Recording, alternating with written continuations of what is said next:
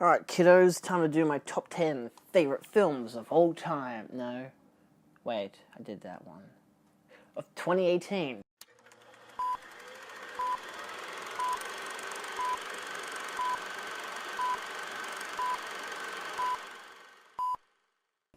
Whew.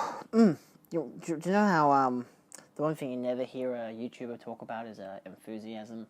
It's because we don't have it anymore. We usually lose it. Every video we make, we lose a piece of our soul. You know, like, that when you do that thing, that's totally a relatable meme. What are we looking up? 2018 films? What do you mean I'm not prepared for this video? Of course I am. Oh, right, I don't have any internet. It's been a long year. I mean, it was a long year. Well, I mean, it was a regular year, I should say, because it's 2019 now, and I gotta find out what I should be putting down as my favorite films for 2018. Let's do some honorable mentions. I mean, Annihilation was nice. Black Klansman or Black K Klansman was good as well. There were two honorable mentions for sure. First Man, I thought was really good. Yeah, and A Quiet Place I thought was particularly interesting. I mean, Isle of Dogs was good. I liked the reboot-ish thing of Halloween. That was fun and scary and really reflected on the original quite a lot, so I liked that. That was great. Solo wasn't too bad, surprisingly. Yeah, then there's obviously all the top 10 films and shit. Like, there's so many, like... Let's look at the highest grossing films of 2018. So we had Avengers Infinity War, which, I mean, that was a good film. Black Panther, I mean, I'm not going to watch it again, because I don't care to. It was good. Jurassic World Fallen Kingdom was absolute garbage. Incredibles 2 was good, and I've started to kind of... I'm in a place where I'm like, I like it as a film, and I enjoy it as a sequel, but it really doesn't top the first one at all, and it really is kind of disappointing for that reason. The animation's great, but... yeah, I mean, of course the Jack Jack parts are great, because it's Jack Jack. Aquaman, haven't seen it. Don't really care to, but many of my friends have said, dude, you gotta see Aquaman, it's ridiculous. Both for being good ridiculous and bad ridiculous at the same time, meshing. Venom was an experience and a half. Mission Impossible Fallout, we'll get to that later. Bohemian Rhapsody, I thought was... everything was good except for the story and the film. Like it was just boring. Like, because the whole premise, like, not the premise, but like the way that they did the story was all cliche and whatever, and it was just kind of, it was just boring. Like, I love the performances, especially Rami Malek. I love Rami Malek, but, and like, I mean, I don't like Bryan Singer, but like, and I like Queen, I like the music. I just was so bored while I was watching the movie, which is kind of weird. Like, I wasn't expecting that, but I was so bored.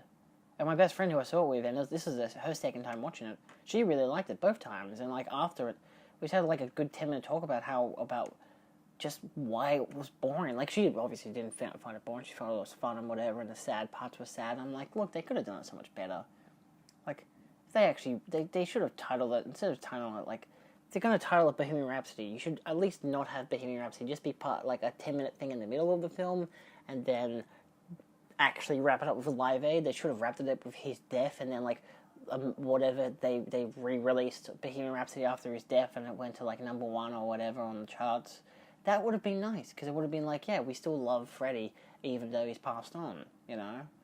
I mean, we do, duh, but, like, it's just like, Deadpool 2 was good, I liked it, it was fun. I preferred it to the original, to be honest, because the original was, outside of an origin story, it was, all the jokes were spoiled in the trailer. And Fantastic Beasts, Crimes of Grindelwald was bad. So, now that I've got all that shit out of the way, I don't actually have a top 10. So I've written what my favourite films, my real favourite films were. Like, of course, I do have those honourable mentions that I mentioned earlier, which were just the first ones that popped up. There are a lot of films I did not watch in 2018. One of these ones I actually only watched in 2019 because it came out on, like, Boxing Day here in Australia, and I didn't have time to watch it because I had to work every day, so I was like, no. So yeah, so this is in no particular order. I'm just gonna go down from my list because I'll say what I think is the best film of 2018 after this list. So firstly, we've got Sorry to Bother You, which I think was exceptional as filmmaking, as a political like kind of satire, as some kind of like alternate reality thing. It was fucking great. It was hilarious. It had its scary moments. It was well acted. The art design and the cinematography, everything about it I really, really liked, and I cannot wait to see it again. And of course, fucking Tessa Thompson is amazing. Armie Hammer was great in it. The twist, it's just, what the hell was that movie? I think that was probably the wackiest film I saw last year. It was just so fucking weird, and I enjoyed every moment of it. Next up, we have The Favourite, which, of course, Yorgos Lanthimos. I love Yorgos Lanthimos. He's one of my favorite modern directors, and my favorite weird name director. It was just everything I wanted and more. The acting was amazing, the art design, like the writing, every fucking thing about it. It was perfect. It was absolutely hilarious, like so dry humor, hilarious that most of the people in my audience of the theater didn't even realize when a joke was happening. Like, I was just laughing the whole fucking way through. And then, of course, people caught on and was like, oh, we get it. It's a dry humor film. Obviously, they haven't watched like anything that Yorgos has done before, which is disappointing. Oh my god, such a good film. 100% worth a watch. I think the fisheye stuff was a bit, but it added to some comedic things, I think, in certain moments, or dramatic things in certain scenes. But yeah, overall, kind of just, I wasn't wholeheartedly for it, but I wasn't wholeheartedly against it either. Next up, we have Mandy, another film by a dude with a weird name, a cool name. This is the perfect movie of just Nicolas Cage going fucking insane. I think he was perfectly cast. I think this movie is exceptional.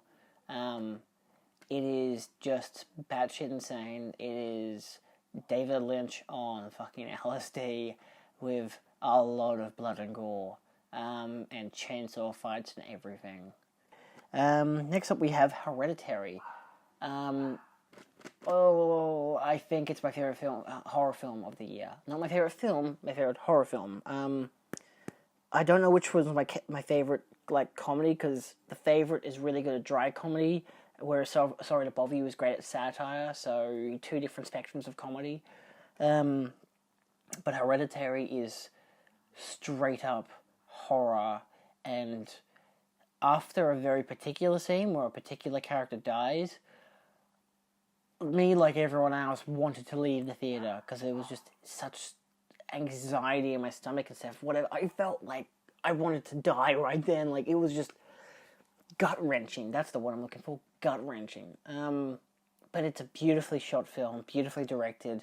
The horror, the character, the fucking actors, everything about it. I mean, it's like with every one of these films has all that stuff. Great cinematography, great directing, great writing, great whatever. Pretty much everything in all of these films is top notch for all those levels. But this film was fucking gut wrenching. When it finished, this was like 9-10 o'clock that I finished, and I think I called my mum because I didn't see the film with anyone. I saw it by myself. And I called Mum when it had finished, when I was walking all the way to the train station, which was like a 20-minute walk.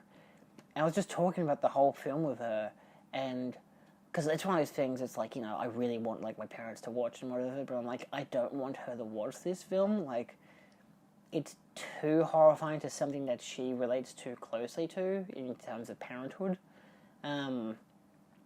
So I don't really think she should watch it, kind of thing. So I just told her what happened in the whole film. So instead of her getting the gritty effect of it happening, because it's different when you tell it to someone, it's like repeating a joke, but you're not good at comic timing, It doesn't have the overall effect that the person who originally told the joke or made the film had. So yeah. What do we else have? We got Suspiria from 2018. I will also put in Suspiria from 2020. No, 1977, because I watched them both last year for the first time, if I'm not wrong. Yes, because that's when I first got a region 3 player. Yeah, so obviously Dario Argento's Suspiria is a fucking masterpiece. And I've watched it 4 or 5 times now in the period of a year. And Luca Guadagnino's Suspiria is a very interesting remake. Very interestingly captures horror. It isn't my favorite horror film, only of 2018, just because of the grueling effect that Hereditary had. And this is me going through my big horror phase last year, and Suspiria was just tremendous. It has the kind of horror that's more or less a what the fuck is happening kind of horror, less of a holy shit, I want to leave the theater, it's so horrifying. And I loved every minute of it. It was fucking beautiful. It was so well done. I showed it to my best friend. She's watched it 2, maybe 3 times now. She's fucking hooked. And I wasn't expecting that. It's the kind of film, A, a horror film, B, more art house horror film. I wasn't expecting her to like it that much, and she fucking loved it. But holy shit, definitely a fantastic film, and I cannot wait to get it when it comes out. And I do hope that they make more films in this universe with these characters, in whatever way that they do. Next up we have Spider-Man Into the Spider-Verse. I mean, Infinity War I really liked in 2018. Probably my favorite. It was my favorite Spider-Man. Not Spider-Man. My favorite superhero film for the year. That was April. When was Anzac Day? That it came out. It came out early in the year, and for Spider-Man to come out all the way at the back of the year in December, I'm surprised something was able to top Infinity War. Fucking hell, Spider-Man was good. I mean, obviously, everyone's praising the animation. It is gorgeous animation. I don't think I've ever seen animation this fucking good before. And I have a lot of good animated films, and I've watched a fuck ton of Disney animated films, for fuck's sake. I know what good animation looks like, both hand-drawn and digital, and this was a masterpiece. I loved the characters. I've never read anything Miles Morales in particular. Obviously, we all know who fucking Spider-Man is. And I loved how they had those 2 different versions of him. I loved Spider-Gwen as well. I've read a lot of her comics, and I was very keen to see her being portrayed on the big screen. When I saw her in the trailer, I'm like, holy shit, Spider-Gwen, I'm fucking in. I didn't care originally, but then I'm like, holy shit, Spider-Gwen. The cast is amazing, and Nicolas Cage's fucking Spider-Noir just topped it off for me. Took the fucking cake. Great villain as well, as with a Kingpin. Fucking everything's just perfect in that film. Then we've got second to last, we have Mission Impossible Fallout. Now, oddly, none of these I consider the best film of 2018. They're all probably the best in their retrospective things. Again, Sorry to Bother You is a great great satire. The Favourite is a great comedy.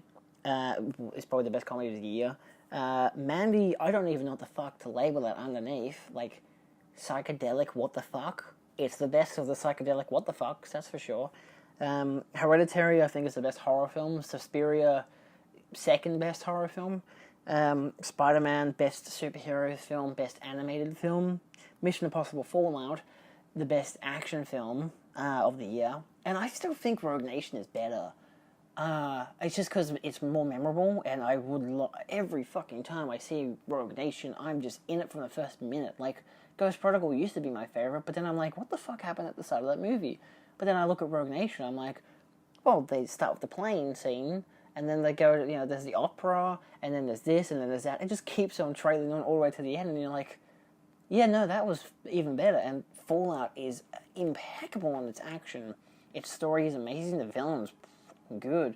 I didn't even realize that Solomon Lane was the same dude from the first film. I didn't realize they were the same characters until they said, oh, it's Solomon Lane. I'm like, wait, what? It's the same dude?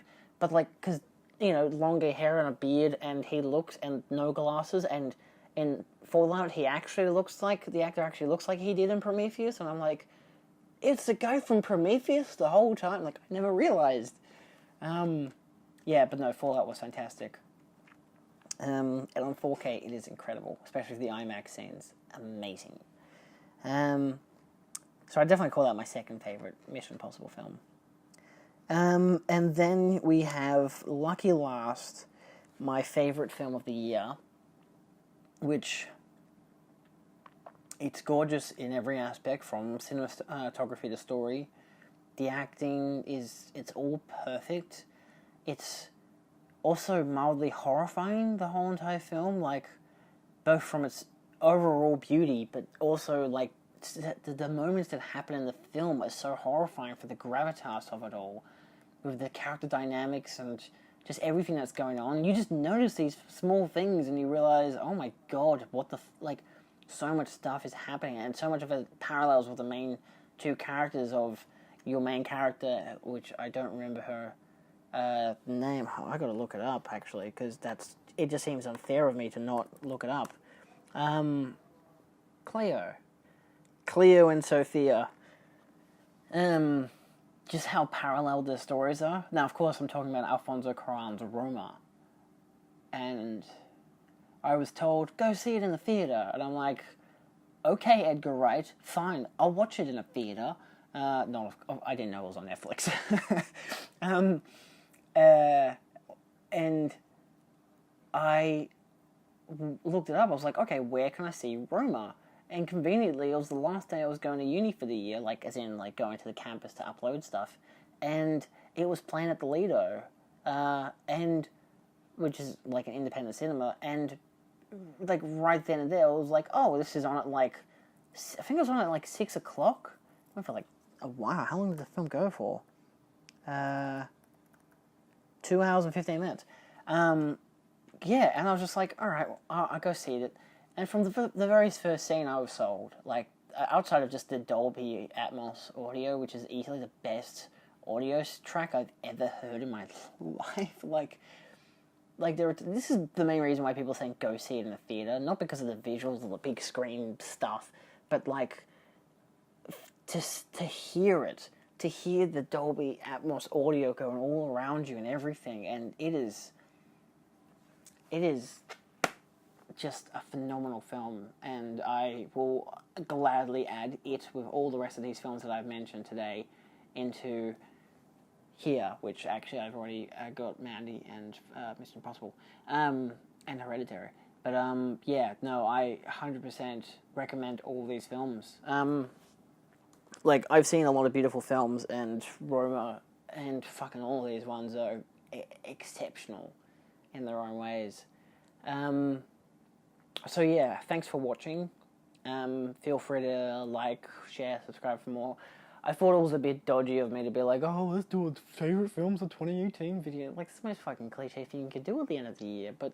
And even though I didn't get to see a lot of films that I wanted to see for 2018, well, not really, actually, that's kind of a big whopper of a lie. Like, it's more or less the fact of, I know there were a lot of great films that came out last year that I could have added to this list, but, like, none of them really had the impact that did the ones that were on this list. And